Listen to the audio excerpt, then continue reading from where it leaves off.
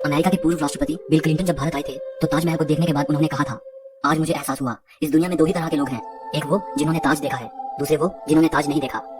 होंगी इस दुनिया में एक से बढ़कर एक खूबसूरत इमारतें, लेकिन ताज जैसी कोई नहीं, क्योंकि इसकी बुनियाद में एक बादशाह ने अपना दिल रखा है।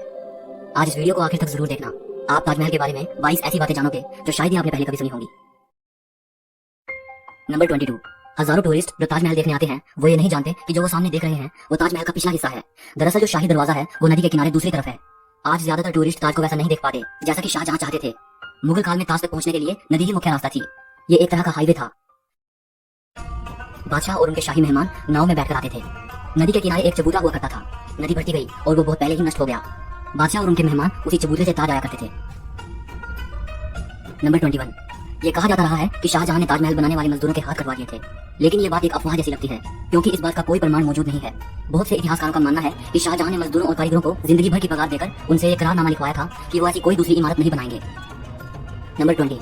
ताजमहल की जो चार मीनारें हैं ये बिल्कुल सीधी नहीं खड़ी हैं, बल्कि चारों बाहर की ओर हल्की झुकी हुई हैं और इन्हें ऐसा ही बनाया गया था ताकि भूकंप जैसी आपदा आने पर अगर ये गिरे भी तो बाहर की ओर गिरे और मुख्य मकबरे को कोई नुकसान ना पहुंचे। नंबर 19। कुतुब मीनार भारत की सबसे ऊंची मीनार है, लेकिन शायद आपको जानकर हैरानी हो, ताजमहल की ऊंचाई कुतुब मीनार से भी ज्यादा है। ताजमहल 73 मीटर ऊंचा है, जबकि कुतुब मीनार की ऊंचाई 72.5 मीटर है। नंबर 18। दुनिया में जितनी भी ऐतिहासिक इमारतें मौजूद हैं उनमें से सबसे सुंदर कैलीग्राफी ताज पर हुई है। जैसे ही आप ताज के बड़े दरवाजे से अंदर जाते हो, दरवाजे पर लिखा यह सुलेख आपका स्वागत करता है। हे आत्मा, तू ईश्वर के पास विश्राम कर, ईश्वर के पास शांति के साथ रहे और उसकी परम शांति तुझ पर बरसे। ये कैलीग्राफी थुलुट लिपि में है। इस कैलीग्राफी को डिजाइन करने वाले का नाम अब्दुल हक था, जिसे ईरान से बुलाया गया था। शाहजहां ने उसकी चकाचौंध कर देने वाली कला को देखते हुए उसे अमानत खान नाम दिया, उपाधि के तौर पर। नंबर 17। जिस वक्त शाहजहां बादशाह बने वो मुगल सल्तनत का सबसे सुनहरा दौर था, या यूं कहें शाहजहां का जमाना मुगल हुकूमत की बसंत जैसा था। चारों तरफ अमन और खुशहाली थी। प्रजा के लिए बादशाह का हुक्म ही सबसे ऊंचा होता था। शाहजहां की बादशाहत में लड़ाइयां नहीं होती थी। वो जबरदस्त शान शौकत ऐशो इशरत का दौर था। बादशाह को बड़ी बड़ी इमारतें बनवाने का शौक था। उन्होंने मुगल वास्तुकला के साथ भारत के प्राचीन इतिहास को मिला दिया था।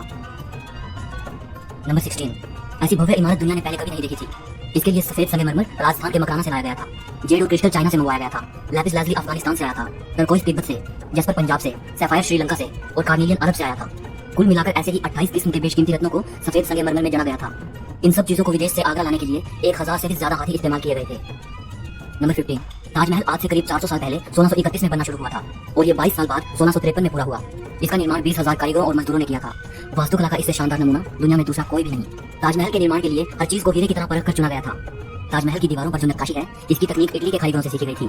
उज़्बेकिस्तान के बुखारा से संगमरमर को तराशने वाले कारीगर बुलाए गए थे। ईरान से संगमरमर पर कैलीग्राफी करने वाले कारीगर आए थे और पत्थर को तराशने के लिए बलूचिस्तान के कारीगरों को बुलाया गया था। नंबर 14। 1857 की क्रांति के दौरान अंग्रेजों ने ताज को काफी नुकसान पहुंचाया। उन्होंने लैपिस लाजुली जैसे कई बेशकीमती रत्नों को ताजमहल की दीवारों से खोदकर निकाल लिया था। नंबर 13। ताजमहल के मुख्य गुंबद का जो कलश है इसी जमाने में वो सोने का हुआ करता था।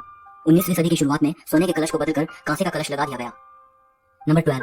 दावे के साथ नहीं कहा जा सकता कि ताजमहल को किसने डिजाइन किया था, लेकिन यह कहा जाता है कि 37 लोगों की एक टीम ने मिलकर ताजमहल का नक्शा तैयार किया था। ये 37 वास्तुकार दुनिया के दूर दूर के कोनों से बुलाए गए थे। नंबर 11। ताजमहल की नींव बनाते समय ताज के चारों ओर बहुत से कुएं खोदे गए। इन कुओं में ईंट पत्थर के साथ साथ आबनूस और महोगनी की लकड़ियों के लट्ठे डाले गए। ये कुएं ताज की नींव को मजबूत बनाते हैं। आबनूस और महोगनी की लकड़ियों में यह खासियत होती है कि इन्हें जितनी नमी मिलती रहेगी ये उतनी ही फौलादी और मजबूत रहेंगी। और इन लकड़ियों को नमी ताज के पास बहने वाली यमुना नदी के पानी से मिलती है। यमुना के पानी का स्तर हर साल घट रहा है और लकड़ियों में नमी की कमी आ गई है। यही वजह है कि सन 2010 में ताज में दरारें देखी गई। नंबर 10। 1653 में जब ताज बनकर तैयार हुआ था उस समय इसके निर्माण की कीमत करोड़ों में आंकी गई थी। उसी हिसाब से अगर आज ताज बनवाया जाए तो इसे बनाने में कम से कम 57 अरब 60 करोड़ रुपए लगेंगे। नंबर 9। 1989 में एक भारतीय लेखक पी एन ओक ने एक किताब लिखी थी जिसका नाम था ताजमहल द ट्रू स्टोरी। इस किताब में उन्होंने कई तर्कों के साथ ये दावा किया था कि ताजमहल मकबरा बनने से पहले एक शिव मंदिर था और इसका नाम तेजो महाल्या था।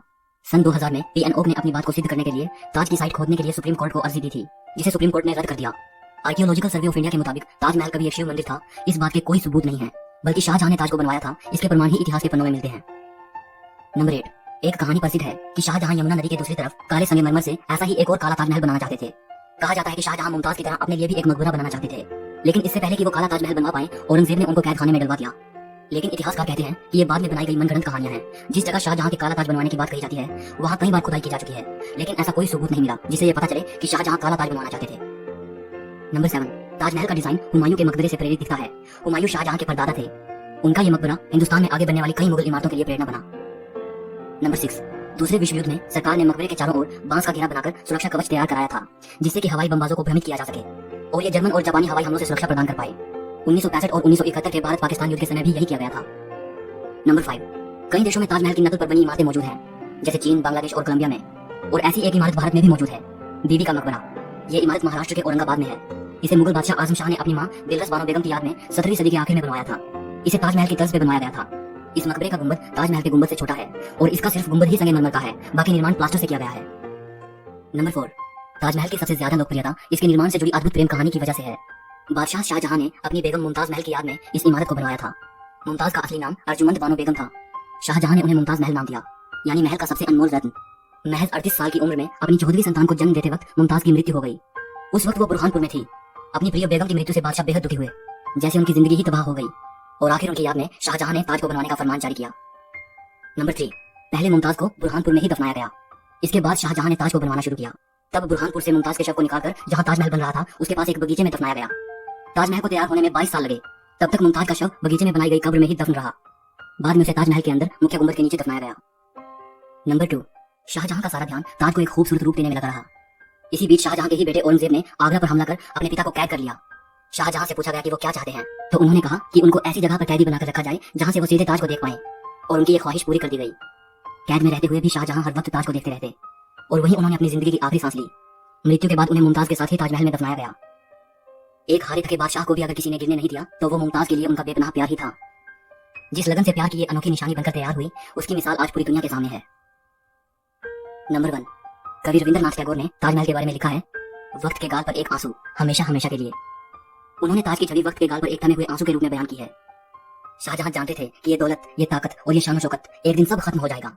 उन्होंने सोचा कि कुछ ऐसी यादगार चीज बनाई जाए जो हमेशा रहे, और शाहजहां ने अपनी प्रिय की याद में ताज को बनवाया। आज बादशाह नहीं रहा, उनकी हुकूमत नहीं रही, और उसकी सल्तनत को भी खत्म हुए कई जमाने गुजर गए। बस एक ताज है जिसने बादशाह की सदियों पुरानी प्रेम कहानी को खुद में संजोए रखा है। प्रकृति की गोद में चांद से जगमगाती यह भव्य इमारत सदियों से दो प्रेमियों के प्यार की अमर कहानी सुनाती आई है, और सदियों तक सुनाती रहेगी। सो इस वीडियो के लिए इतना ही।